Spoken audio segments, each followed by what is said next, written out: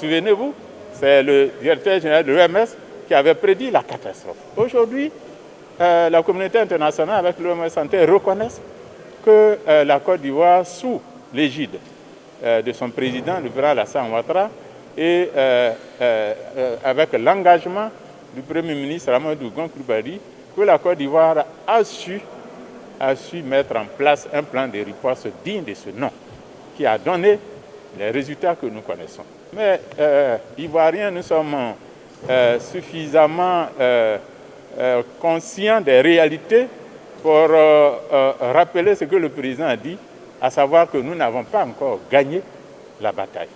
La Covid-19 est là. Mais dites-vous qu'il en est ainsi dans tout le pays où la Covid-19 est passée, et dans tous ces autres pays, on n'attend pas qu'il y ait zéro Covid avant de déconfiner. Ça fait partie de la stratégie qui a été mise en place. Donc, même s'il y a quelques cas, on déconfine. Le tout, c'est d'avoir les outils de lutte, les outils de défense. Et la Côte d'Ivoire, aujourd'hui, avec son plan de riposte, a ces outils.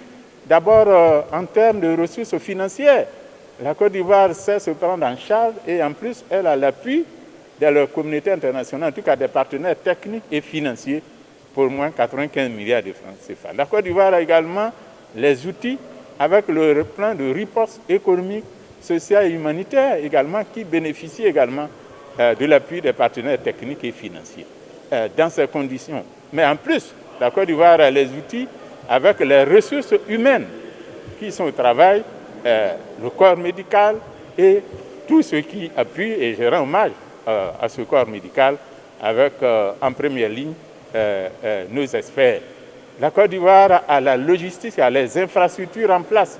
Aujourd'hui, nous avons des sites de prélèvement, nous avons des sites de diagnostic, c'est-à-dire les laboratoires, nous avons également les sites de traitement, de soins, non seulement à Abidjan, mais également l'intérieur du pays commence également à disposer de ces ressources. Et je suis heureux de dire que finalement, tous ces sites, toute cette logistique attend les malades. Et il faut que ça attende le plus longtemps possible, en sachant que de toute façon, ce sont des acquis pour le ministère de la Santé. Dans ces conditions, comme l'homme est né pour travailler, le président considère que le moment est venu pour que nous reprenions le travail. Nous reprenions le travail. Donc c'est le sens de certaines mesures que vous avez annoncées.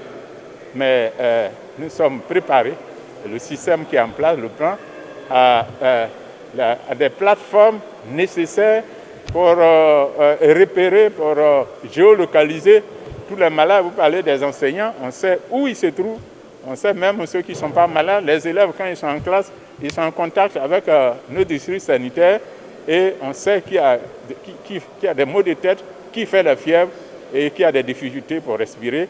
Il faut quand même admirer ce système qui est l'un des plus performants. Donc dans ces conditions, reprenons le travail. On ne va pas attendre qu'il y ait zéro cas, alors que le monde entier vit avec.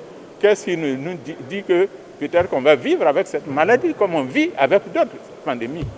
Personne ne peut dire. Alors si vous devez attendre qu'il y ait zéro cas avec travail, votre pays a toutes les chances de retomber dans une autre catastrophe, celle-là économique, qui peut être tout aussi mortelle.